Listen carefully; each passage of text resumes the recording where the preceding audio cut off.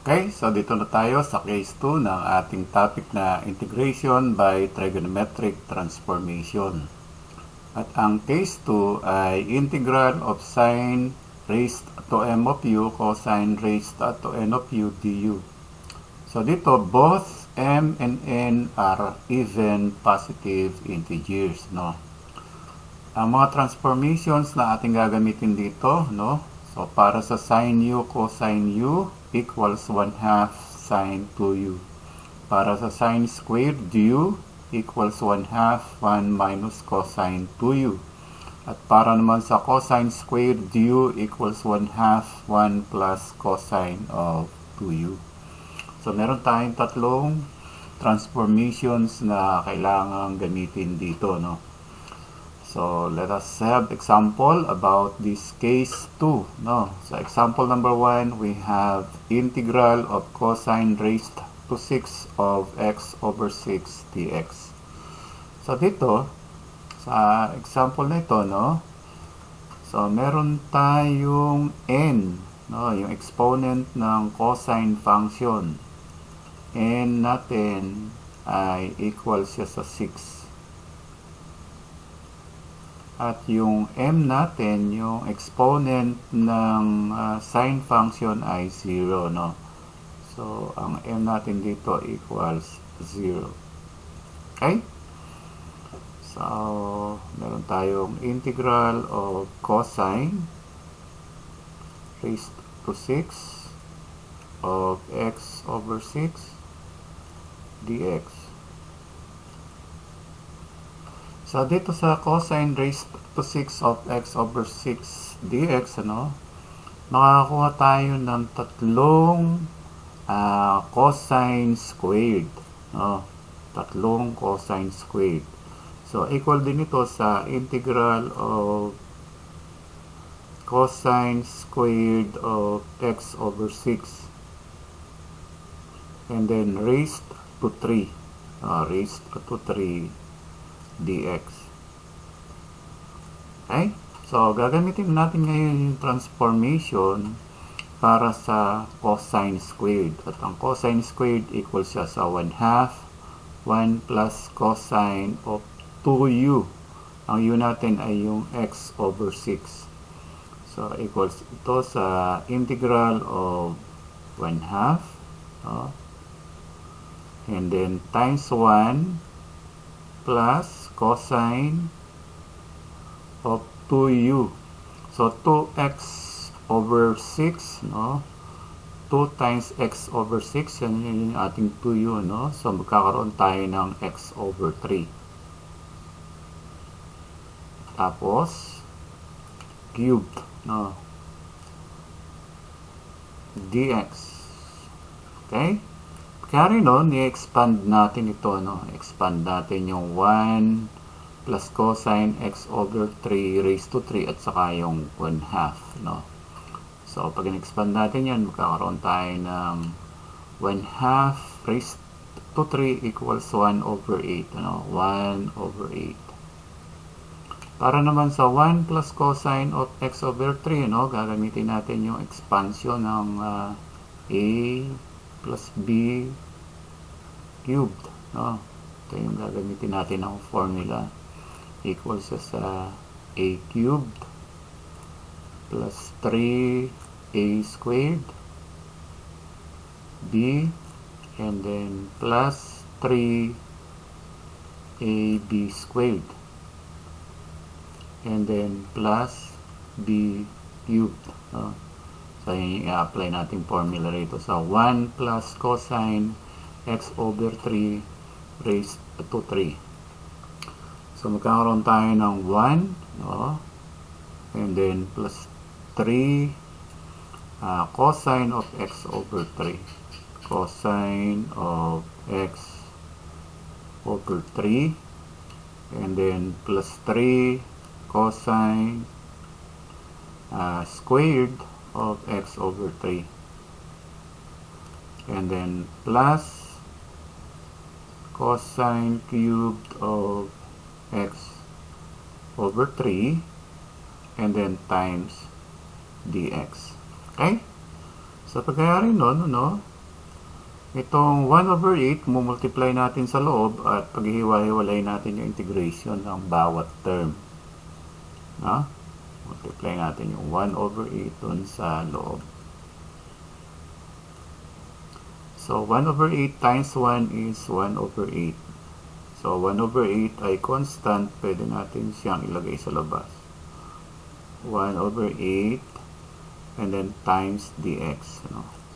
And then plus 1 over 8 times 3 cosine of x over 3. So, magkakaroon tayo ng constant na 3 over 8. Integral of cosine of x over 3 dx. And then plus 1 over 8 times 3 times cosine squared of x over 3.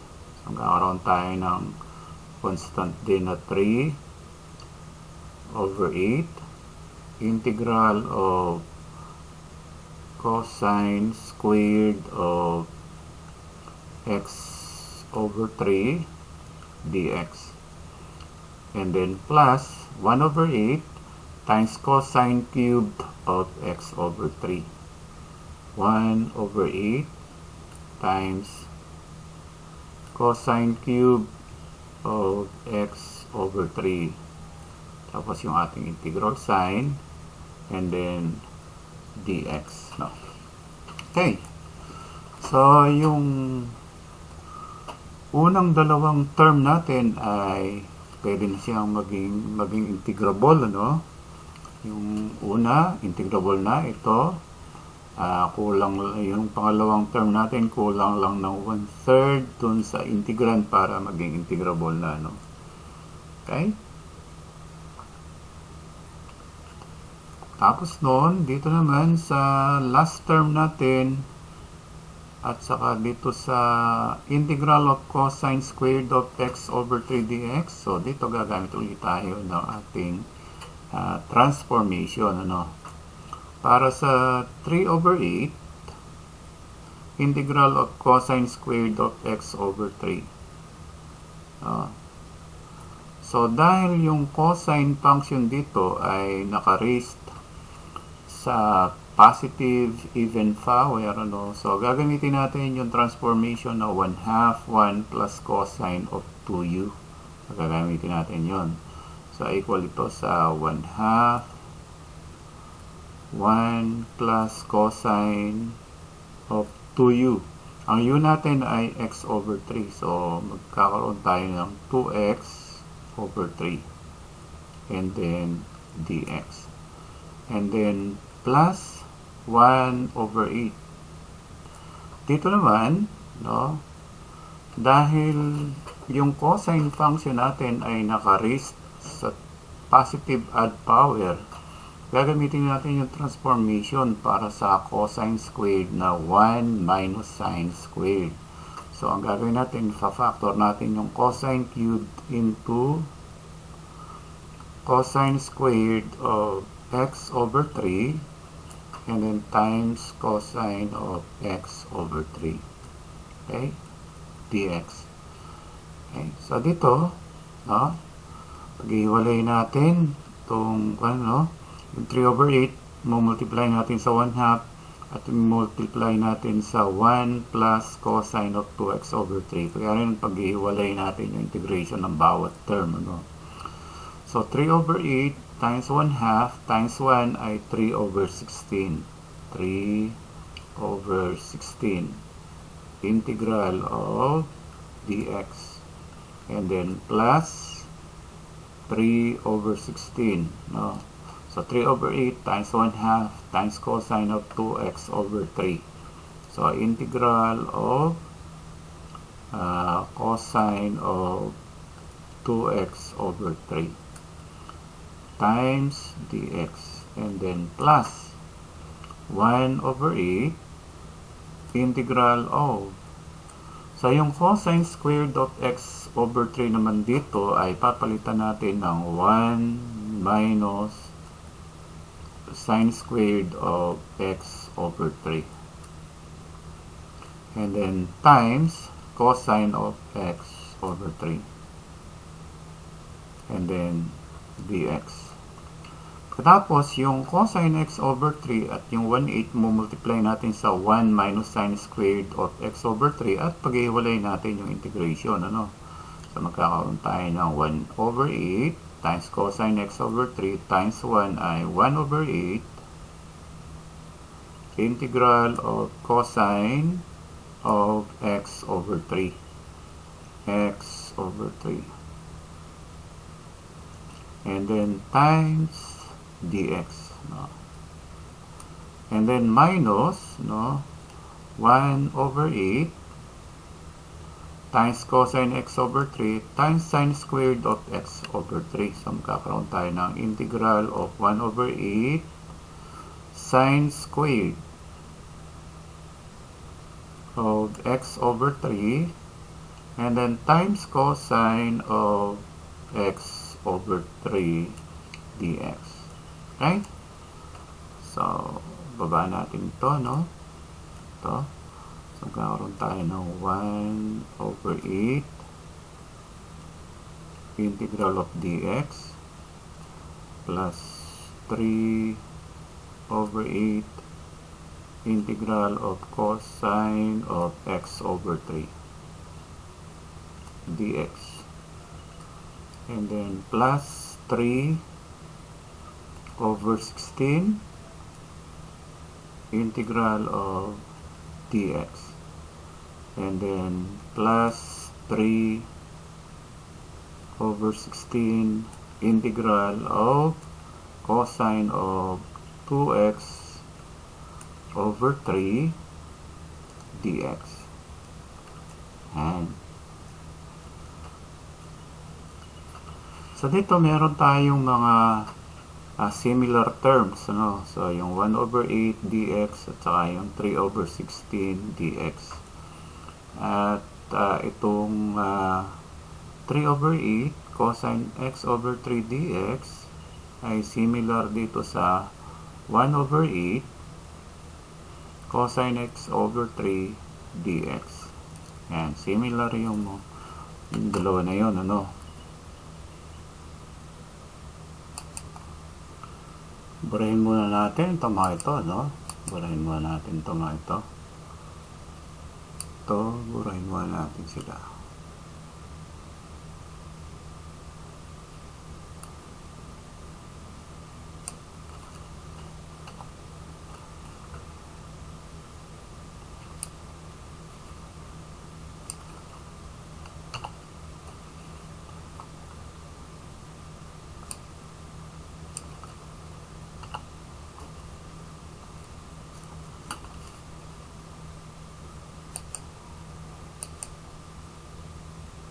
Okay? So, yung 1 over 8, ano? 1 over 8 dx plus 1 over, o 3 over 16 dx ay i-add natin, ano? So, yung 1 over 8 equal din siya sa 2 over 16 plus 3 over 16. So, magkakaroon tayo ng 5 over 16. O, 5 over 16 dx. 5 over 16 dx or integral of dx. And then plus, ano, yung 3 over 8 integral of cosine of x over 3 dx plus 1 over 8 integral of cosine x over 3 dx, ano, pagsasamahin din natin, ano. So 1 over 8 plus 3 over 8 equals 4 over 8 or 1 half, no. So 1 half integral of cosine of x over 3 dx. And then meron tayong 3 over 16, ano? 3 over 16 integral of cosine of 2x over 3. 2x over 3. Integral of cosine of 2x over 3. 2x over 3 dx. At yung last term natin ay 1 over 8 integral of sine squared. Sine squared of x over 3 and then times cosine of x over 3. Cosine of x over 3 dx. Okay? Magbura pa ulit tayo ng board, ano? Burahin muna natin itong nasa baba. Burahin natin ito para maluwang yung sulatan natin.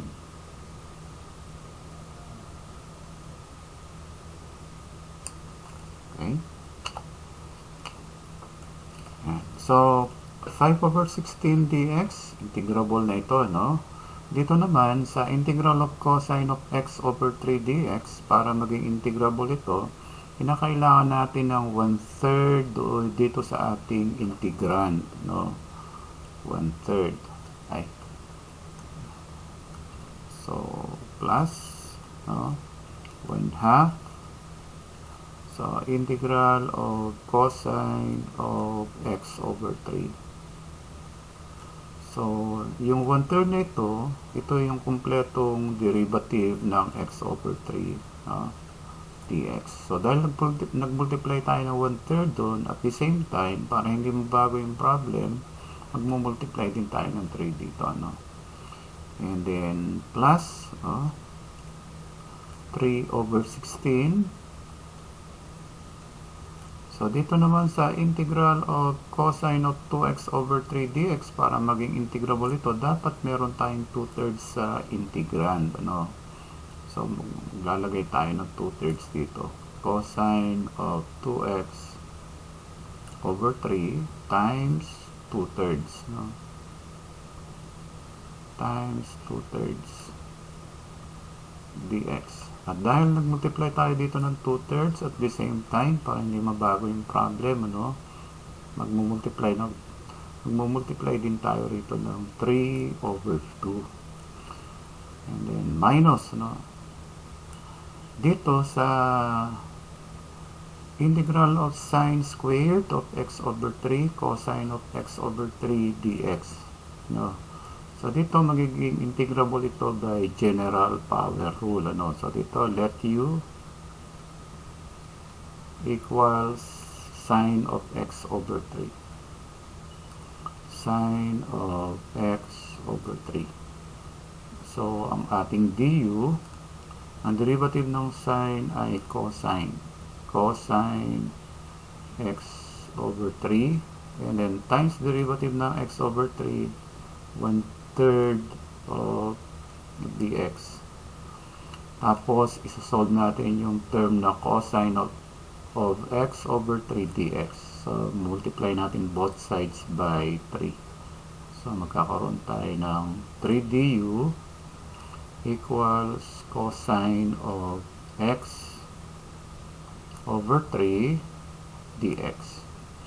So, ngayon, itong 1 over 8, integral of sine squared of x over 3 cosine of x over 3 dx, susulat natin in terms of du. So, meron tayong constant na 1 over 8. Integral sine, ito siya. Tapos, yung sine of x over 3, we let that equal to u. So, papalitan natin ng u yun. Tapos, squared. And then, yung cosine of x over 3 dx equals siya sa 3 du. Yung 3 ay constant, so lalagay natin siya rito sa labas. 3 du. Ayan. Tapos, pwede na tayo mag-integrate. So, ito, baba muna natin ito. So, 5 over 16 integral of dx. So, integral of dx equals x. Kaya magkakaroon tayo dito ng 5x over 16. And then plus, 1/2 times 3 ay 3 over 2. Integral ng cosine u du ay sin u, no? Bali, ang u natin ay yung x over 3, ang du natin yung 1/3 dx. So, integrable na ito. So, equal siya sa sin of u. Ang u natin ay yung x over 3. And then, plus, no? 9 over 32. 3 times 3, 9. 16 times 2 ay 32. So, magkakaroon tayo ng 9 over 32. So, integral of cosine u du equals sa sin u. Ang u natin yung 2x over 3. So, sine of 2x over 3. And then minus, no, 3 over 8. 1 over 8 times 3 ay 3 over 8. And then by power rule, integral of u squared du ay u cubed over 3. U cubed over 3. Okay, linawan lang natin ito. Ito, 8 ito, ano? And then plus c. Kaya rin nun ay ibabalik natin yung value ng u dito sa u cubed over 3. At ang u equals siya sa sine of x over 3.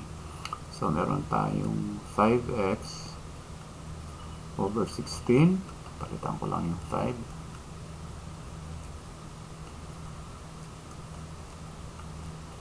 So, 5x over 16. And then,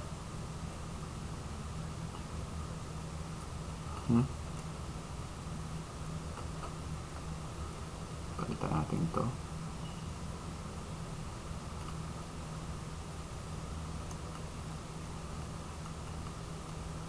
Over 16. Yan. And then, plus 3 over 2. 3 over 2 sine of x over 3. And then, plus 9 over 32. 9 over 32 sine of 2x over 3. And then minus 3 over 8 times 3. So, cancel dito yung 3, no? Cancel dito yung 3. So, matitira na lang ay 1 over 8. And then, yung u natin equals sa sine of x over 3. Sine tapos raised to 3 of x over 3. And then, plus c. And this is now the answer. So, yun ang sagot natin. So, ang sagot natin, 5x over 16 plus 3 over 2 sine of x over 3 plus 9 over 32 sine of 2x over 3 minus 1 over 8 sine cubed of x over 3 and then plus c. Okay, next. Example number 2 tayo sa ating case 2 ng integration by trigonometric transformation. So, ang ating case 2, integral of sine raised to m of u cosine raised to n of u du, where both m and n are even positive integers. No? So, example number 2 natin, integral of sine to the fourth of t cosine squared of t dt. So, dito sa example na ito, no? Yung exponent ng sine function, yung ating m, equal siya sa 4. At yung ating n, equal siya sa 2. Yung exponent ng cosine. So, dito gagamit tayo ng identity na sine u cosine u equals 1/2 sine of 2u. So, i-maximize natin yung gamit nun, yung paggamit ng identity na yun. No? At dito sa given ito, makakuha tayo ng dalawang sine u cosine u. Okay? So, itong sine to the fourth of t ay ifa-factor natin into sine squared of t, sine squared of t. Sine squared of t and then times sine squared of t. So, ito yung sine to the fourth, ano? And then, times cosine squared of t dt.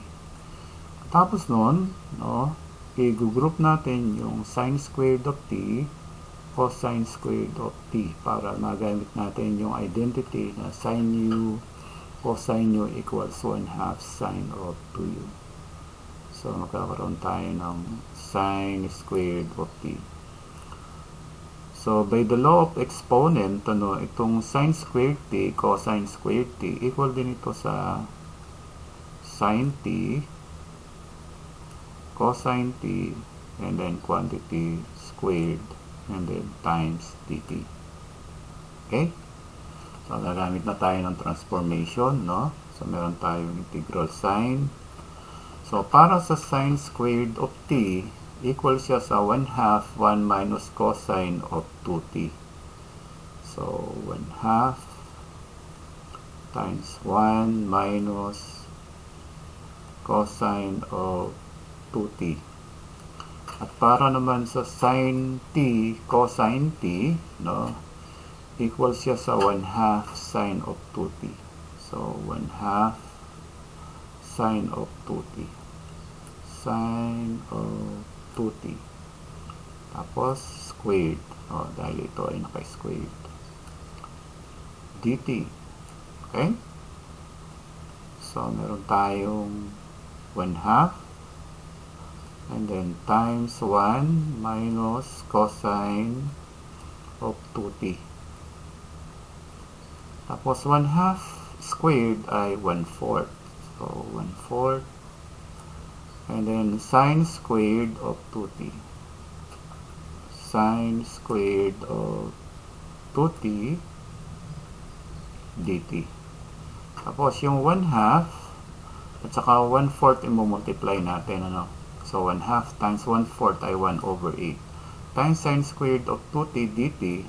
So, i-multiply natin siya sa 1 minus cosine 2t.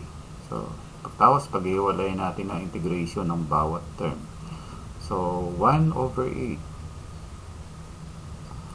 and then integral of, so, i-multiply natin itong 1/8 sine squared 2t dito sa 1. So, magkakaroon tayo ng 1/8 integral of sine squared of 2t dt.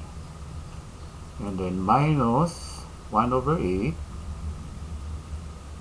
integral of, so yung 1/8 sine squared 2t dt, multiply natin siya dito sa cosine t.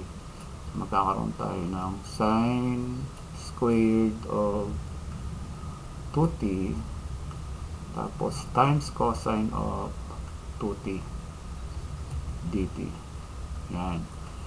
So, dito sa 1/8 integral of sine squared of 2t cosine 2t, ito ay magiging integrable by general power rule, ano? Because if we let u equal to sine of 2t, yung may exponent na ito na squared, ano, na magiging du niya ay cosine 2t times 2 dt at meron tayong cosine 2t, no, para sa du. Dito naman sa unahan, dahil yung sine function ay naka-raised uli sa positive 2, no, positive even power, gagamitin natin yung transformation na 1/2 1 minus cosine 2u. So, meron tayong 1/8 integral of, so, sine squared 2t. Gagamitin natin yung 1/2 1 minus cosine 2u, yung identity na yun, no? So, times 1/2 and then 1 minus cosine 2u. Ang u natin ay yung 2t. So, 2 times 2t magiging 4t, na. And then dt. And then minus 1/8 integral of sine 2t cosine of 2t dt. Tapos yung sine natin dito ay naka-squared, ano? Okay? Tapos nun, itong 1/8 multiply natin sa 1/2 ay magiging 1/16. Tapos multiply natin sa 1 minus cosine of 40 dt At pag-iwalay natin yung integration ng bawat term. So, magkakaroon tayo ng 1/16 integral of dt. Ito yung 1/8 times 1/2 times 1 dt, and then minus 1/16 integral of cosine of 40 dt. Cosine of 40 dt. Tapos itong 1/8 integral of sine squared of 2t, and then cosine of 2t dt. Okay? So, tuloy natin dito sa maluwang na space na ito, So, yung 1/16 integral of dt, integrable na ito, So, i-rewrite muna natin. 1/16 integral of dt. And then, yung kasunod na term, 1/16 integral of cosine of 40 dt. So, ito, para maging integrable by formula, kinakailangan natin ng 4 dito sa ating integrand. Yung derivative ng 40 ay 4 dt. So, kung meron tayong 4 dito sa integrand, magiging integrable na ito. So, integral of 1/16, sa labas natin siya ilagay. Pasok sa loob. Integral of 1/16.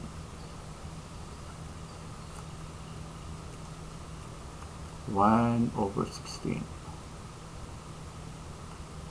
Tapos meron tayong integral sign, tapos cosine of 40. So, para makumpleto yung derivative ng 40, ay magmumultiply tayo ng 4, 4 dt. Nakaroon tayo ng 4 dt.